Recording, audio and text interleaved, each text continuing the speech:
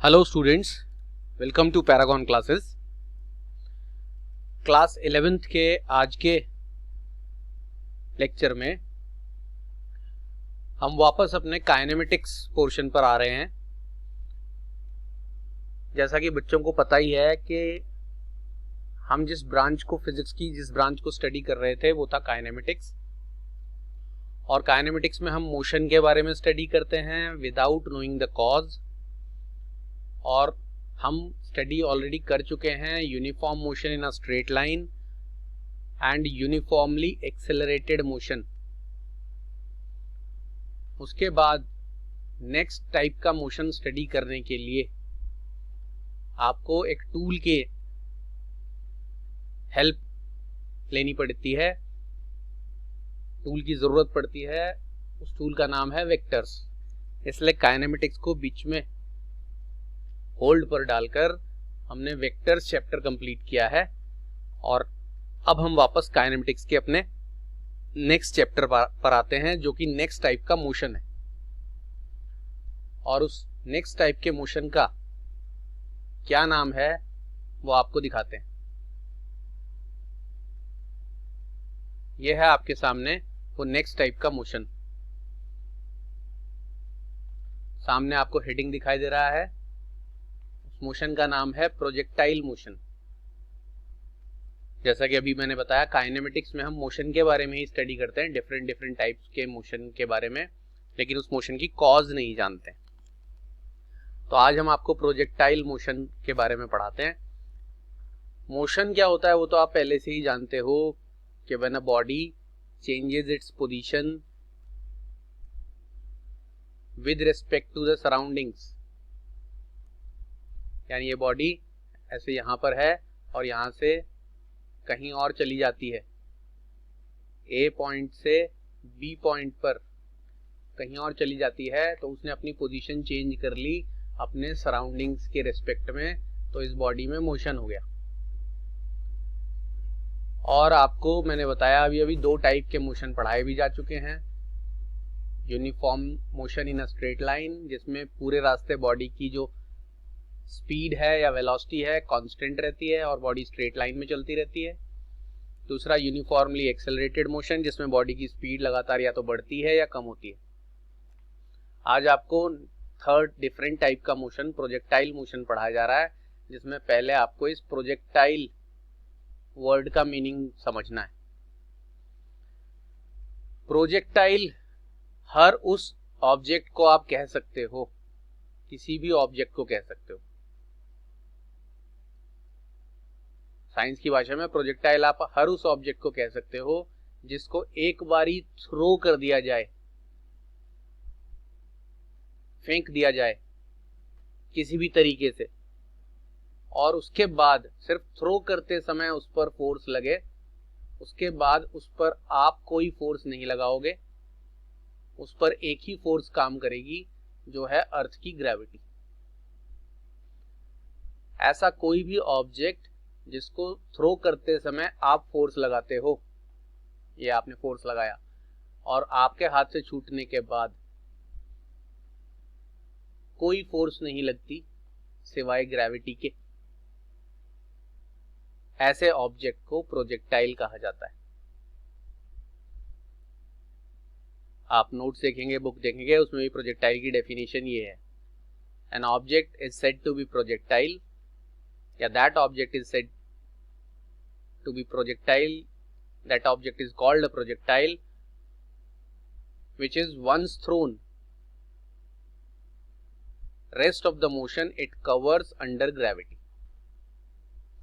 अब ये थ्रो आप मैन्युअली भी कर सकते हो, नहीं तो आपको यहाँ एक एग्जांपल दिख रहा है। इस एग्जांपल में, इस डायग्राम में, ये एक छोटी सी कैनन है, हिंदी में तोप कहते हैं,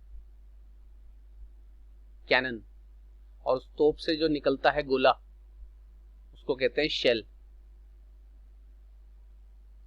तो यहां हम बोल सकते हैं shell fired from a cannon. तो तोप से एक गोला छोड़ा जा रहा है, लेकिन गोला छोड़ते समय ये जो कैनन है ये उस पर फोर्स लगाती है। एक बारी गोला इस तोप से या कैनन से निकल गई शेल, अब उसके बाद उस पर सिर्फ ग्रेविटी फोर्स लगा रही है। इसी वजह से आपको दिखाया है कि जब ये शेल या तोप का गोला तोप से निकला, अगर ग्रेविटी न होती तो ये सीधा सीधा सीधा सीधा सीधा जाता रहता और कभी नीचे नहीं गिरता। इसीलिए यहाँ लिखा है ग्रेविटी फ्री पाथ। लेकिन चूंकि ऐसा प्रैक्टिकली नहीं है, ग्रेविटी है, इसलिए गोला सीधे जाने के बजाय देखो ये ग्रेविटी फोर्स उसको लगातार नीचे की तरफ खींच रही है और फाइनली वो यहाँ जाकर ग्राउंड पर टकरा जाता है। हाँ, ये बात है कि जितनी ज्यादा फोर्स से या जितनी ज्यादा वेलोसिटी से ये इस कैनन से निकलेगा ये शेल, उतना ज्यादा दूर जाकर गिरेगा।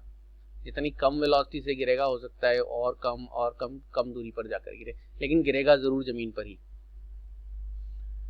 ऐसे किसी भी मशीन से निकला हुआ कोई भी ऑब्जेक्ट या मैनुअली फेंका गया कोई भी ऑब्जेक्ट जो फाइनली ग्रेविटी की वजह से ग्राउंड पर आकर गिरता है, उसे प्रोजेक्टाइल कहा जाता है। ये दूसरे एग्जाम्पल में आपको ये दिखाया गया है कि एक फुटबॉल प्लेयर है, उसने फुटबॉल को किक मारी, तो किक मारते समय फोर्स लगाई जिससे वो फुटबॉल यू वेलोसिटी से ऊपर गई। जितनी ज्यादा फोर्स लगाएंगे उतनी ज्यादा वेलोसिटी मिलेगी इसको, उतनी ज्यादा ऊपर जाएगी, लेकिन फाइनली उसको नीचे आना ही है। तो किक करते समय एक ही बार फोर्स लगाया है एथलीट ने, बाद में जब वो हवा में है बॉल तो उस पर एक ही फोर्स काम कर रही है जिसका नाम है ग्रेविटेशनल फोर्स। आप डेली लाइफ में हजारों एग्जाम्पल ऐसे कह सकते हो। आप क्रिकेट खेलते हो तो क्रिकेट में बॉल थ्रो करना, फील्डिंग करते हैं, फील्डर बॉल पकड़ता है, बॉल थ्रो करना। फुटबॉल खेलते हो, बॉल को मारना, वो चीज हवा में होनी चाहिए। उसके अलावा एथलेटिक्स में बहुत सारे इवेंट्स होते हैं। जेवलियन थ्रो, एक भाला फेंकते हैं दूर से भाग के आके। शॉर्ट पुट थ्रो, एक लोहे का गोला फेंका जाता है। हैमर थ्रो, ऐसे बहुत सारे एथलेटिक में इवेंट्स होते हैं। सब में थ्रो करने के समय फोर्स लगती है। जो जितना ज्यादा तेज थ्रो करेगा उतनी ज्यादा फोर्स लगानी पड़ेगी उसे, उतना ज्यादा दूर वो जाएगा। तो ये मैं छोटे एग्जाम्पल इसलिए दे रहा हूं क्योंकि ये प्रोजेक्टाइल अपनी डेली लाइफ में कहाँ काम आता है, जिससे आपको पता चल जाए। हर गन, ये शेल निकला है कैनन से, तोप से। बुलेट जो गन से निकलती है, bullet fired from a gun, वो बुलेट भी एक प्रोजेक्टाइल है, क्योंकि एक बारी बुलेट जब गन से निकलती है तो उस पर तभी फोर्स लगती है, फिर वो बुलेट हवा में अपने आप जाती रहती है। अगर वो किसी टारगेट को हिट नहीं करती और जाती रहती है तो फाइनली कहीं ना कहीं जाकर वो ग्राउंड पर जरूर गिरेगी ग्रेविटी की वजह से।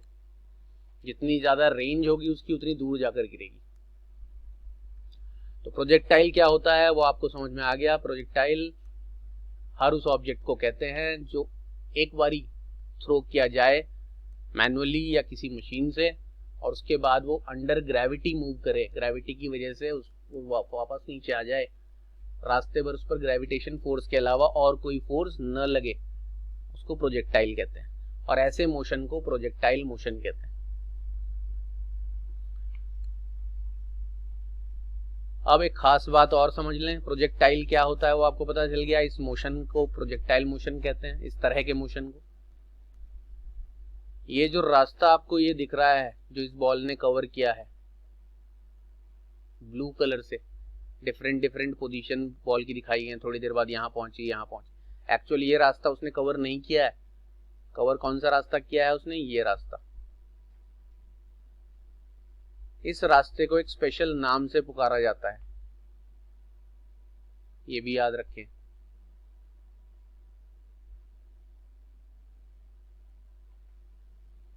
इस रास्ते को, the path along which the object या projectile moves, this path is called its trajectory। यहाँ पर भी ये जो रास्ता आपको दिख रहा है, जहाँ ये बॉल यहाँ से चली, फिर यहाँ पहुंची, तो ये डॉटेड लाइन से पूरा ये कर्व्ड पाथ दिखाया जो जा रहा है, ये इस फुटबॉल की ट्रेजेक्ट्री कही जाएगी।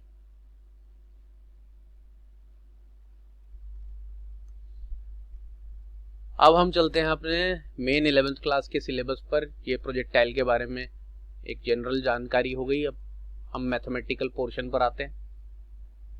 हमारे कोर्स या सिलेबस में 11th क्लास के सिलेबस में दो टाइप्स के प्रोजेक्टाइल आपको पढ़ने हैं, जिनमें से फर्स्ट आज आपको पढ़ा दिया जाएगा। कॉमन बातें भी बताई जाएंगी दोनों के बीच में, लेकिन फर्स्ट टाइप का प्रोजेक्टाइल कहलाता है प्रोजेक्टाइल फायर्ड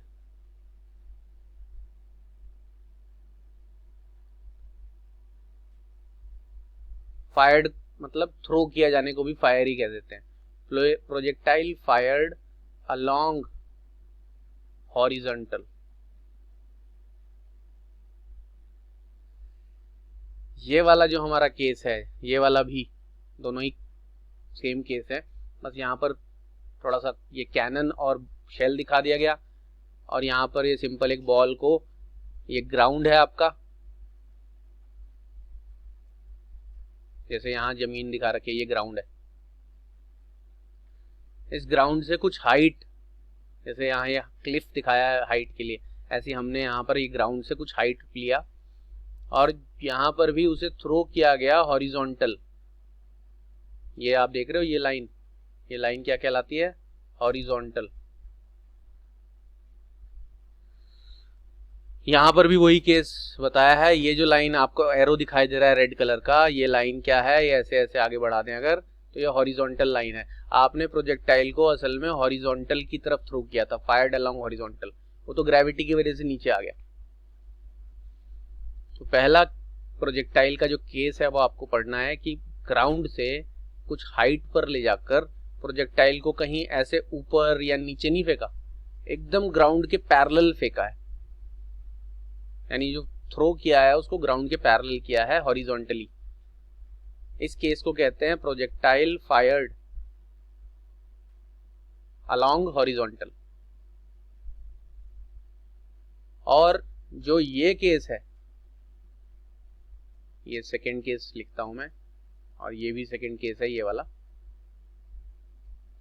इसमें प्रोजेक्टाइल को ग्राउंड से फेंका जा रहा है, थ्रो किया जा रहा है। जहां पर भी देखो प्रोजेक्टाइल को, ये ऑब्जेक्ट को, बॉल जैसा कुछ है, ग्राउंड से थ्रो किया जा रहा है, ग्राउंड के साथ कुछ एंगल बनाते हुए। यहां ये एंगल आपको दिख रहा है, ये ग्राउंड के साथ जो डायरेक्शन ऑफ थ्रो है उसने कुछ एंगल बनाया है थीटा। इस केस को कहते हैं projectile fired making an angle theta with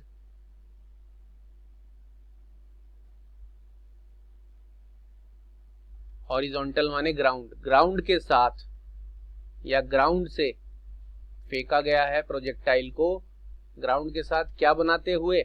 कुछ एंगल बनाते हुए फेंका गया। तो ये दोनों केसेस आपको 1 बाय 1 स्टडी करने हैं कि प्रोजेक्टाइल जब ग्राउंड के पैरेलल यानी अलोंग हॉरिजॉन्टल फेंका जाता है कुछ हाइट से, तब उसके बारे में सारी चीजें, क्या क्या चीजें स्टडी करनी है अभी बताया जाएगा। और सेकंड, प्रोजेक्टाइल को ग्राउंड से फेंका जाता है ग्राउंड के साथ कुछ एंगल बनाते हुए। फेंका दोनों ही केस में जाएगा, ग्रेविटी वगैरह हर बाकी सारी चीजें सेम है, बस फेंके जाने का जो तरीका है, मेथड है, वो दोनों केसेस में अलग अलग है। तो अब आपका ये वाला टॉपिक आगे बढ़ेगा कि projectile fired along horizontal detail में हम स्टडी करेंगे। तो बच्चों ने प्रोजेक्टाइल सीख लिया और प्रोजेक्टाइल फायर्ड अलोंग हॉरिजॉन्टल वाले को हम आगे बढ़ते हैं।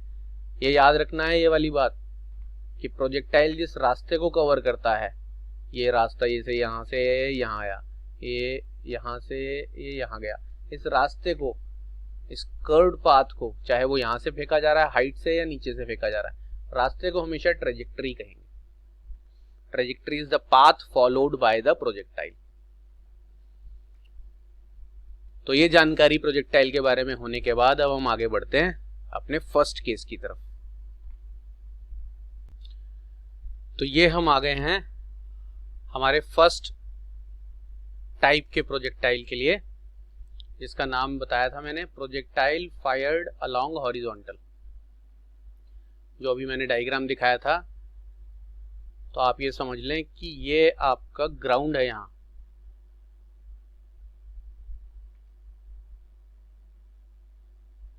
जिसको आप एक्स एक्सिस भी मान सकते हो, यानी हॉरिजॉन्टल डायरेक्शन। और ग्राउंड से इस पॉइंट को ओरिजिन मान लेते हैं, ग्राउंड से कुछ हाइट पर यहां इस पॉइंट से एक ऑब्जेक्ट को थ्रो किया जाएगा।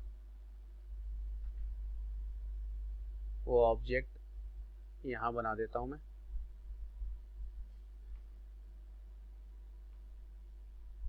ये है जी वो ऑब्जेक्ट। और जैसा कि दिखाई दे रहा है, इस ऑब्जेक्ट को इस डायरेक्शन में थ्रो किया जा रहा है। ये डॉटेड लाइन उसका डायरेक्शन ऑफ थ्रो है, और जिस वेलोसिटी से उसे फेंका जा रहा है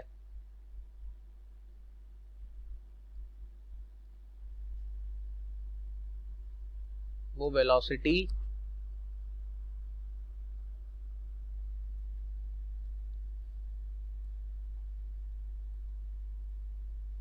इस डायरेक्शन में इस एरो से दिखा दी गई है। और कितनी है वो वेलोसिटी, मान लिया मैंने u, ये वो ऑब्जेक्ट है। ठीक है जी, बॉल जैसा दिख रहा है आपको। तो उस केस में ये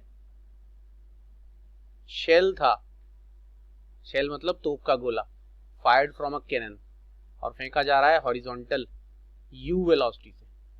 और वेलोसिटी एक वेक्टर क्वांटिटी है, इसलिए इसके ऊपर मैं एरो भी लगा देता हूं।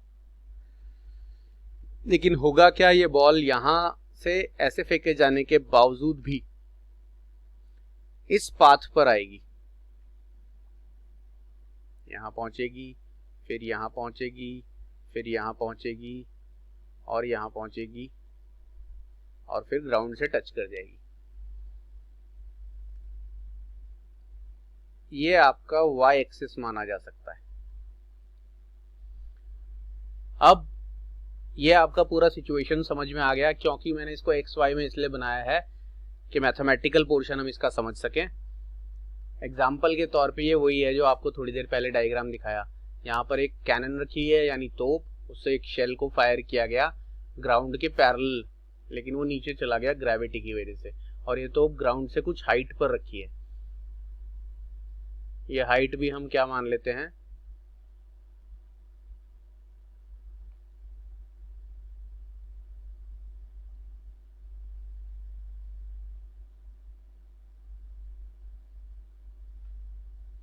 h मान लेते हैं, y एक्सिस के अलोंग। अब सबसे इंपॉर्टेंट बात जो प्रोजेक्टाइल में है वो यहां लिखी है। In a projectile motion there are two simultaneous independent rectilinear motions. ये तो मोशन जो दिख रहा है आपको प्रोजेक्टाइल मोशन है ही, बताया था। ये ऑब्जेक्ट को प्रोजेक्टाइल कहते हैं और इसके मोशन को प्रोजेक्टाइल मोशन कहते हैं। पाथ को लिखा है पैराबोलिक ट्रेजेक्टरी, ग्रेविटी ना होता तो सीधा जाती, ग्रेविटी है तो नीचे जा रही है। फायर किया गया उसको कहां, हॉरिजॉन्टल यानी ग्राउंड के पैरेलल। लेकिन यहां क्या लिखा है, in a projectile motion there are two simultaneous. इस साइमल्टेनियस वर्ड का मीनिंग होता है एक ही समय पर, यानी साथ साथ दो मोशन हो रहे हैं, और वो भी एक ही समय पर, यानी साथ साथ। इंडिपेंडेंट यानी एक दूसरे पर डिपेंड नहीं है वो। रेक्टिलिनियर मोशंस, रेक्टिलिनियर मतलब एक दूसरे के परपेंडिकुलर, जैसे कि x और y होते हैं। x और y रेक्टिलिनियर डायरेक्शंस कहलाएंगे। इन कोऑर्डिनेट्स को रेक्टिलिनियर कोऑर्डिनेट्स भी बोल देते हैं। तो पहली लाइन बड़ी इंपॉर्टेंट है, in a projectile motion there are two यानी दो, साइमल्टेनियस एक साथ होने वाले, इंडिपेंडेंट एक दूसरे पर डिपेंड न करने वाले, रेक्टिलिनियर यानी परपेंडिकुलर मोशंस हो रहे हैं। तो क्या क्या क्वालिटी है, पहली क्वालिटी के उसमें दो मोशंस हैं, एक साथ हो रहे हैं, साइमल्टेनियस।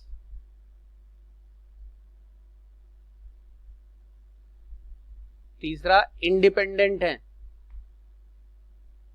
यानी एक दूसरे पर डिपेंड नहीं कर रहे, और चौथा परपेंडिकुलर हैं, यानी एक दूसरे के रेक्टिलिनियर मोशन मतलब परपेंडिकुलर, जैसे एक्स और वाई। उसके बाद नंबर 1 पहला मोशन है, यानी दो मोशन है ना, तो दोनों मोशन को डिस्क्राइब कर रहे हैं। पहला मोशन है along X axis with uniform velocity responsible for horizontal यानी forward motion of the particle. इस चीज को समझने के लिए आप ऐसा समझ सकते हो कि मैं आपको बना के दिखा देता हूं।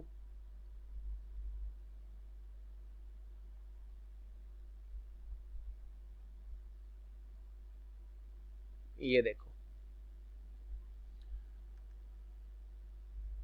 डायग्राम वैसा का वैसे ही है, हम ग्राफ में पहुंच जाते हैं और इसी डायग्राम को मैं ग्राफिकल तरीके से समझा देता हूं।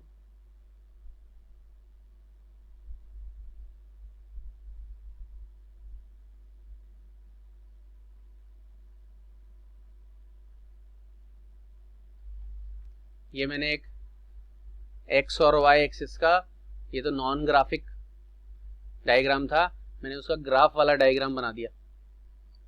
इस ग्राफ वाले डायग्राम में यहां पर मैं लिखूंगा एक्स एक्सिस और यहां पर क्या लिखूंगा, वाई एक्सिस।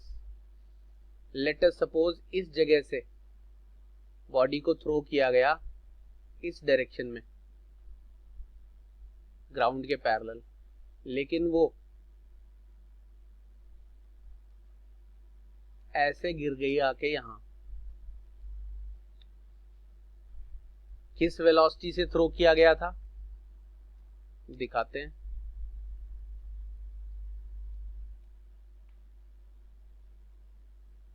ये इधर किस वेलोसिटी से थ्रो किया था, u वेलोसिटी से। थ्रो करने के बाद वो सीधी क्यों नहीं गई, क्योंकि ग्रेविटी है तो नीचे जा रही है। अब जरा गौर से देखो, जैसे जैसे वो नीचे जाती है, लेट अस सपोज थोड़ी देर बाद वो यहां पहुंची है,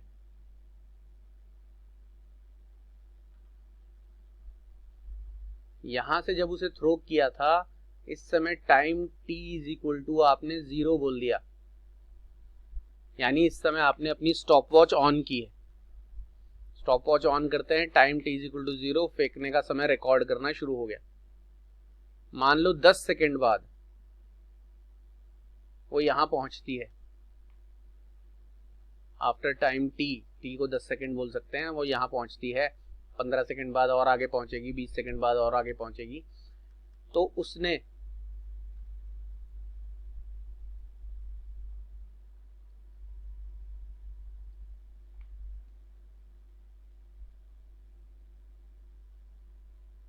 ये डिस्टेंस ट्रैवल कर लिया है, कौन से एक्सिस में, एक्स एक्सिस में, यानी हॉरिजॉन्टल। बॉल एक ही है, पहुंची यहां है, लेकिन यहां पहुंचने पर देखो एक ही साथ उसने दोनों डायरेक्शन में डिस्टेंस ट्रैवल कर लिया है। यहां बना लें चाहे यहां बना लें, इतना डिस्टेंस उसने ट्रैवल कर लिया है। काय में, वाई में। तो जब ये बॉल ऐसे जा रही है जा रही है जा रही है जा रही है और यहां पहुंच गई, या चल लेट अस सपोज यहां पहुंच जाए, तो ये डिस्टेंस उसने ट्रैवल कर लिया एक्स में और ये डिस्टेंस ट्रैवल कर लिया वाई में। जब वो यहां पहुंच गई है तो ये इतना यहां से ओ से ये पूरा यहां तक का डिस्टेंस उसने ट्रैवल कर लिया है एक्स में, और ओ से पूरा यहां तक का डिस्टेंस ट्रैवल कर लिया है वाई में। तो आप बॉल की पोजीशन कहीं पर भी लोकेट करोगे, आपको एक्स में उसका डिस्टेंस दिख जाएगा और वाई में डिस्टेंस दिख जाएगा। बॉल एक ही समय पर दोनों दिशाओं में चल रही है। यहां पहुंचने पर ये पूरा डिस्टेंस एक्स, ये पूरा डिस्टेंस वाई, आगे पहुंचने पर ये पूरा डिस्टेंस एक्स, ये पूरा डिस्टेंस वाई। इस डायग्राम में भी दिखा सकते हैं, ग्राफिकली थोड़ा अच्छा समझ आता है इसलिए दिखाया था। यहाँ पर इस डायग्राम में जैसे लेट अस सपोज इस पॉइंट पर अगर आप देखें तो ये डिस्टेंस उसने ट्रैवल कर लिया है एक्स में,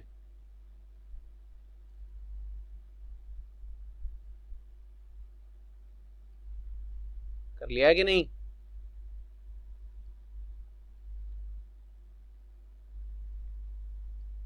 यहाँ पूरा मिलाना पड़ता है। ये इतना डिस्टेंस उसने ट्रैवल कर लिया है x में, और ये डिस्टेंस ट्रैवल कर लिया है उसने, यहां बनाते हैं काय में, y में। यहां क्या लिखना पड़ेगा? y।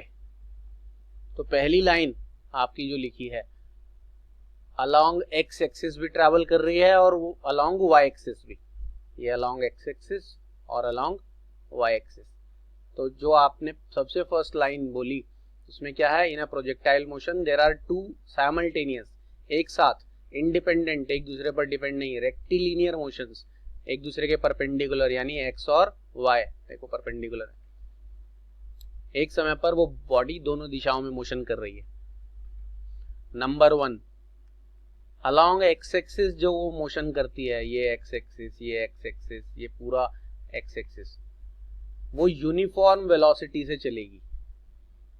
अब ये यूनिफॉर्म वेलोसिटी क्या होती है, ये बात आपको पढ़ा दी गई है इसी यूनिट के, काइनेमेटिक्स यूनिट के फर्स्ट चैप्टर में।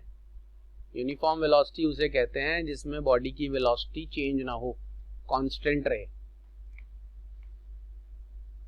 और कांस्टेंट क्यों रहेगी? x वाली वेलोसिटी उसकी कांस्टेंट क्यों रहेगी? x की दिशा में वो चल रहा है तो वेलोसिटी भी दो दिशा में होगी, x में भी और y में भी। वेलोसिटी कांस्टेंट क्यों रहेगी?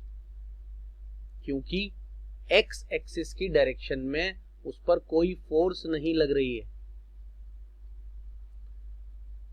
और जब तक फोर्स नहीं लगती बॉडी में एक्सेलरेशन नहीं होता। फोर्स नहीं लगती तो बॉडी में एक्सेलरेशन नहीं होता, और एक्सेलरेशन नहीं हो रहा है मतलब वेलोसिटी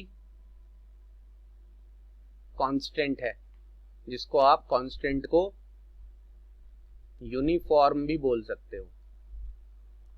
यानी अलोंग x एक्सिस वो यूनिफॉर्म वेलोसिटी से चलती रहेगी। नंबर 2, y एक्सिस के अलोंग, अलोंग y एक्सिस जो डिस्टेंस वो ट्रैवल कर रही है, करेगी तो दोनों दिशाओं में, y एक्सिस के अलोंग जो डिस्टेंस ट्रैवल करेगी वो यूनिफॉर्म वेलोसिटी से नहीं, यूनिफॉर्म एक्सेलरेशन होगा,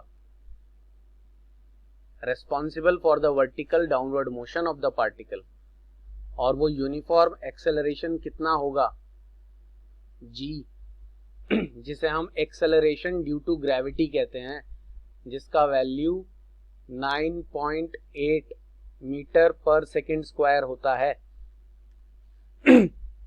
ये हॉरिजॉन्टल वाला केस है जिसमें कोई फोर्स नहीं लगेगी तो कोई एक्सेलरेशन नहीं होगा, वेलोसिटी कांस्टेंट रहेगी यानी यूनिफॉर्म रहेगी। ये है आपका वर्टिकल का केस जिसमें एक्सेलरेशन होगा g के बराबर, वो उसकी वैल्यू इतनी होगी। और ऐसा क्यों? क्योंकि वर्टिकल डायरेक्शन में उस पर फोर्स लग रही है। कौन सी force? Gravitation force.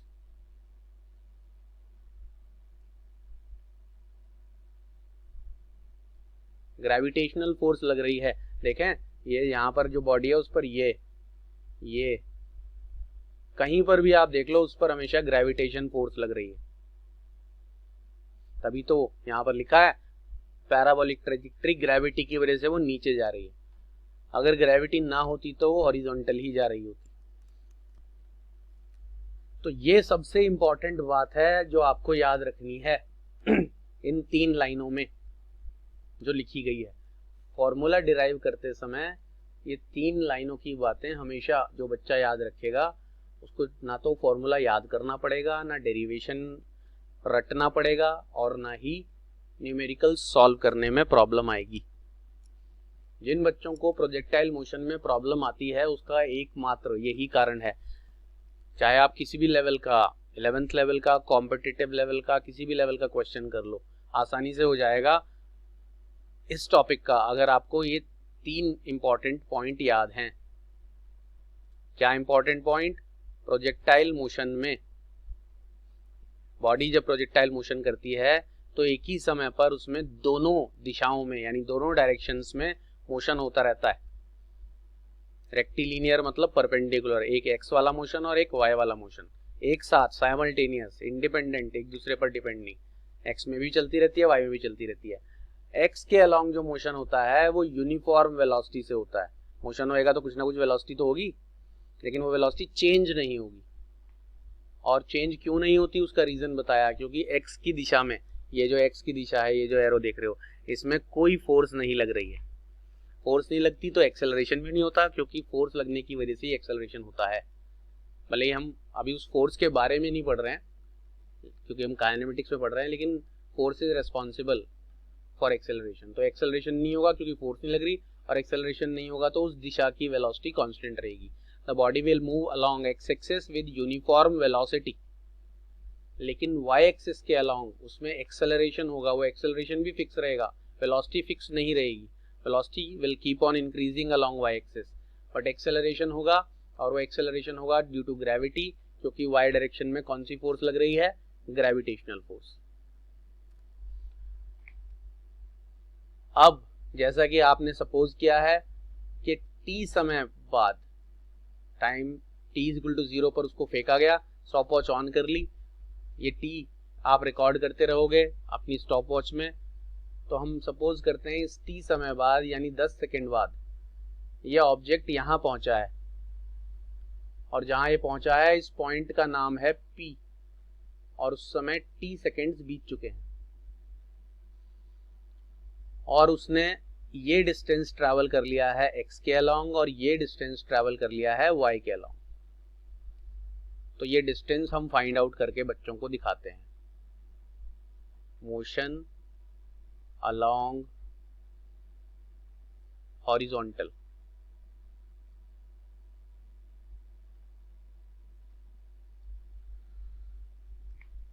Motion along horizontal, ये हमारा पहला हेडिंग है। अब मोशन अलोंग हॉरिजॉन्टल में आपको ये डिस्टेंस फाइंड आउट करना है। डिस्टेंस फाइंड आउट करने के लिए बच्चों को काइनेमेटिक्स के सेकेंड चैप्टर में जहां यूनिफॉर्मली एक्सेलरेटेड मोशन पढ़ाया था, वहां पर एक फॉर्मूला पढ़ाया था, s is equal to ut plus half at square. ये फॉर्मूला बच्चों ने पढ़ा है, इक्वेशन ऑफ मोशन कहते हैं इसको, जिसमें s होता है डिस्टेंस या डिस्प्लेसमेंट, u होता है इनिशियल वेलोसिटी, t होता है टाइम, हाफ a एक्सेलरेशन, और t स्क्वायर। लेकिन क्योंकि हमें इस फॉर्मूले का यूज करना है हॉरिजॉन्टल वाले डिस्टेंस को फाइंड आउट करने के लिए, और हॉरिजॉन्टल में यहाँ डिस्टेंस कितना है, t समय बाद x, तो इस s की जगह मैं x लिखूंगा, बिकॉज मुझे हॉरिजॉन्टल वाला डिस्टेंस फाइंड आउट करना है। और जो ये u है उसकी जगह मुझे लिखना पड़ेगा ux। जब मैं डिस्टेंस हॉरिजॉन्टल वाला ले रहा हूं तो वेलोसिटी भी कौन सी लेनी पड़ेगी, हॉरिजॉन्टल वाली। और बताया था वेलोसिटी एक वेक्टर क्वांटिटी है, वेक्टर को दो कंपोनेंट्स में रिजॉल्व करा जा सकता है। रिजोल्यूशन ऑफ वेक्टर बहुत अच्छी तरह समझाया था। हॉरिजॉन्टल कंपोनेंट को x कंपोनेंट बोलते हैं, वर्टिकल कंपोनेंट को y कंपोनेंट बोलते हैं। तो ये वेलोसिटी का कौन सा कंपोनेंट है, x वाला।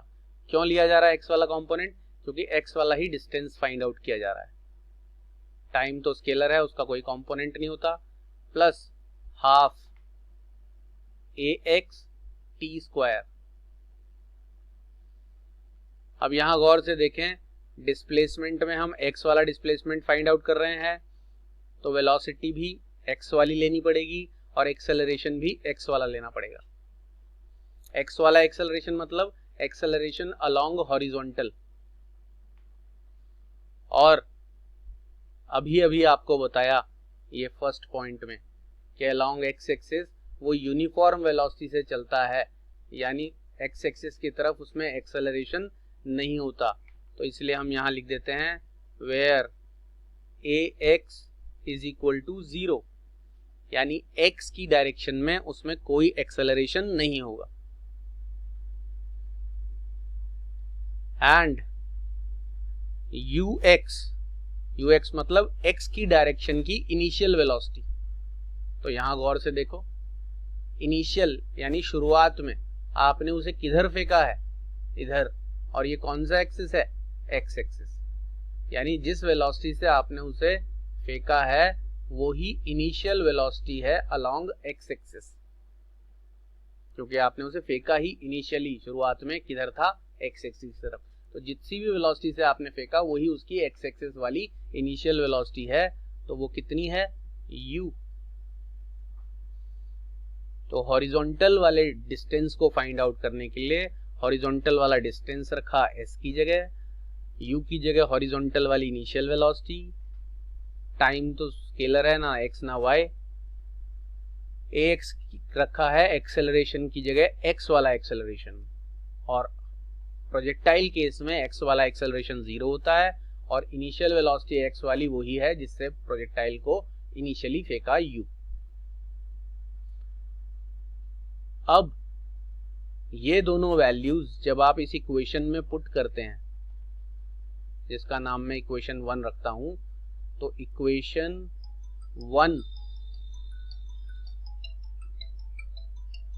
तो ये जो इक्वेशन 1 है इसमें हम ये वैल्यूज पुट कर देते हैं, तो क्या बन जाएगी equation 1, x is equal to ux की जगह आपने क्या पुट कर दिया, u,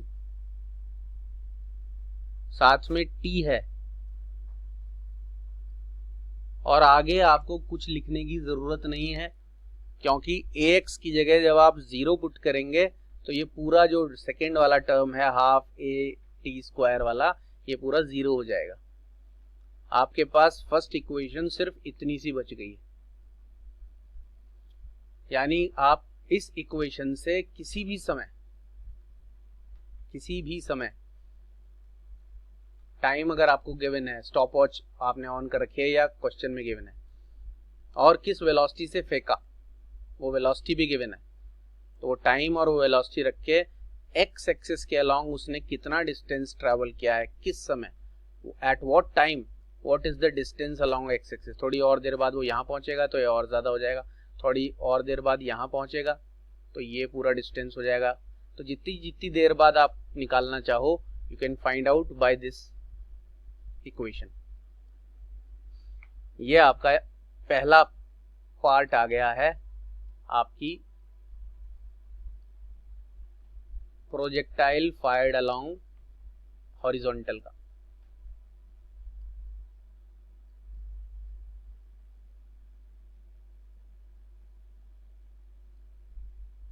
ठीक है जी, इसको हम इक्वेशन नंबर 2 बोल के छोड़ देते हैं।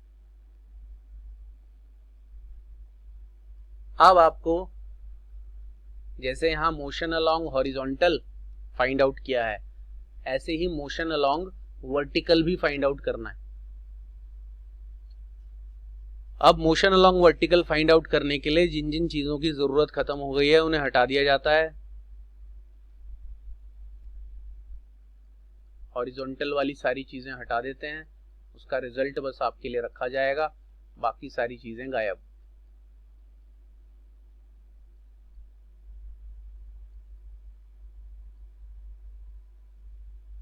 आपके लिए हुई हैं क्योंकि आप कभी भी रिवाइंड करके देख सकते हो, बैक जा सकते हो, क्या था पिछले स्लाइड पर वो देख सकते हो। हम आ जाते हैं अपने नेक्स्ट पार्ट पे। क्या है वो next part, motion along vertical. अब मोशन अलोंग वर्टिकल का मतलब क्या है कि इसी टी समय पर जब बॉडी जो है पॉइंट पी पर पहुंची है तो आपने ये वाला डिस्टेंस फाइंड आउट किया है अलोंग एक्स एक्सिस उसने कितना चला है, लेकिन ये भी तो उसने चल लिया है अलोंग वाई एक्सिस। इसको मैं अंदर लिख देता हूं वाई को, इस चीज का कंफ्यूजन खत्म करने के लिए। ये डिस्टेंस उसने ट्रैवल कर लिया है वाई एक्सिस के अलोंग, और वो जैसे जैसे आगे जाता जाएगा ये डिस्टेंस वाई एक्सिस के अलोंग उसका बढ़ता जाएगा, और जब वो ग्राउंड को टच करेगा तो ये पूरा डिस्टेंस वो ट्रैवल कर चुका होगा अलोंग वाई एक्सिस। लेकिन फिलहाल हम इस टी समय पर उसने वाई एक्सिस यानी वर्टिकल में कितना डिस्टेंस ट्रैवल किया वो फाइंड आउट कर रहे हैं। यही इक्वेशन यूज किया जाएगा जो x के लिए यूज किया था। बस s की जगह आपने x लिखा था तो आपने s की जगह अब की बार क्या लिख देना है, y। u की जगह आपने ux लिखा था तो यहां पर uy लिखना पड़ेगा। बहुत आसान है, कुछ भी ऐसी चीज नहीं है जो याद रखनी है, सिमिलरली और लॉजिकल है सब कुछ। जहां जहां x था वहां वहां इस इक्वेशन में हर चीज y बन गई है। जो वेक्टर है, जैसे डिस्प्लेसमेंट वेक्टर है तो उसके x और y होते हैं कंपोनेंट्स। रिजोल्यूशन ऑफ वेक्टर बहुत इंपॉर्टेंट है। ये रिजोल्यूशन एक ऐसी चीज है जिसकी वजह से ही काइनेमेटिक्स को बीच में रोककर पहले वेक्टर पढ़ाया गया। तो खाली रिजोल्यूशन तो समझना आता है, इसलिए पूरा ही वेक्टर एक साथ पढ़ाया। तो वापस हम काइनेमेटिक्स में आ गए हैं, बस वेक्टर का बीच बीच से जो चीज यूज होता रहेगा वो लेते रहेंगे। तो आपका जो y है, s की जगह तो y आ गया, u की जगह uy आ गया। t स्केलर है इसलिए इसमें x y नहीं होता, टाइम तो उसी हिसाब से बीतता है किधर भी चलें। a की जगह ay आ गया, एक्सेलरेशन भी वर्टिकल कंपोनेंट लिया जाएगा। अब आप जानते हैं सबसे पहली चीज कि ay वेयर ay की वैल्यू g होती है, अभी बताया था। क्यों? क्योंकि वर्टिकल डायरेक्शन में ये जो एरोज आप देख रहे हो ये सब मोशन अलोंग वर्टिकल को शो कर रहे हैं। वर्टिकल डायरेक्शन में उसके बॉडी के ऊपर ग्रेविटेशनल फोर्स लग रही है, तभी तो वो नीचे आता है। और ग्रेविटेशनल फोर्स जब किसी बॉडी पर लगती है तो उसमें हमेशा एक ही एक्सेलरेशन होता है, एक्सेलरेशन ड्यू टू ग्रेविटी। ये मोशन अंडर ग्रेविटी की इक्वेशंस हम पढ़ चुके हैं। तो ay की जगह तो आपको g रखना है और uy, मैं 1 मिनट का समय दे रहा हूं, बच्चे अपने आप गेस करें और मैं कुछ सेकंड्स बाद आपको बताता हूं, साथ में थोड़ा हिंट भी दे देता हूं। uy का मतलब है initial velocity along y axis, जैसे ux का मतलब था initial velocity along x axis. तो आपने ux को u लिख दिया था क्योंकि आपने उसको इनिशियली थ्रो किया है, जो इस केस में वो किया ही हॉरिजॉन्टल यानी x एक्सिस की तरफ है, y एक्सिस की तरफ तो आपने उसे थ्रो ही नहीं किया। हम क्या पढ़ रहे हैं, projectile fired along horizontal, not projectile fired along vertical. तो जब आपने उसे y एक्सिस की तरफ थ्रो ही नहीं किया तो उसमें initial velocity along y axis नहीं होगी, और जो चीज नहीं होती उसे जीरो कहा जाता है मैथमेटिक्स में या फिजिक्स में। फिजिक्स में भी ये सब मैथमेटिक्स ही तो है, ऐड सब्ट्रैक्ट वगैरह, वैल्यू पुट, मल्टीप्लाई, डिवाइड। तो बच्चों को ये हर चीज का रीजन क्लियर होना चाहिए। जो रीजन क्लियर कर लेगा उसको बिल्कुल भी दिक्कत नहीं होगी, जो रीजन क्लियर नहीं करेगा वो इसको याद करता रहेगा। फॉर्मूले याद करने से कोई फायदा नहीं होता। तो एक्सेलरेशन y वाला g क्यों है, उसका रीजन है कि y की तरफ ग्रेविटेशनल फोर्स लग रही है वर्टिकल की तरफ।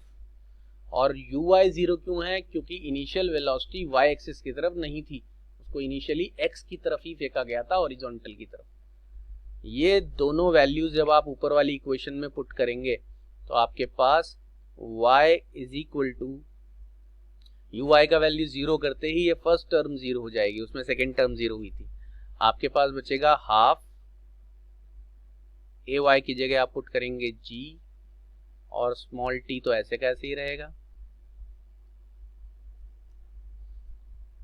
ये आपके पास जो आ चुका है y is equal to half G T square, ये y एक्सिस वाले मोशन का या y एक्सिस वाले डायरेक्शन में मोशन या डिस्प्लेसमेंट को फाइंड आउट करने का मेथड है। अब चूंकि ये चीज हमारे लिए अब जरूरी नहीं रही है, इसलिए इसको रिमूव कर देता हूं मैं, जिससे हमारे पास जगह खाली हो जाएगी और आपको किसी दूसरे बोर्ड पर नहीं जाना पड़ेगा, बार बार रिवाइंड नहीं करना पड़ेगा। तो ये आपके पास जगह खाली हो गई जिसको हम यूज करेंगे बाकी चीजें समझने में। तो ये जो आपके पास आया है रिजल्ट, इसको मैं यहां लिख रहा हूं,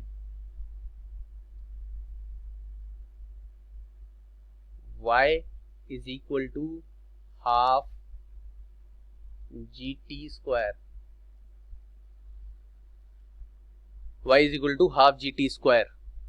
ये मैंने रिजल्ट यहाँ लिख दिया, और ये रिजल्ट लिखने के बाद आपके पास एक बॉक्स बन गया।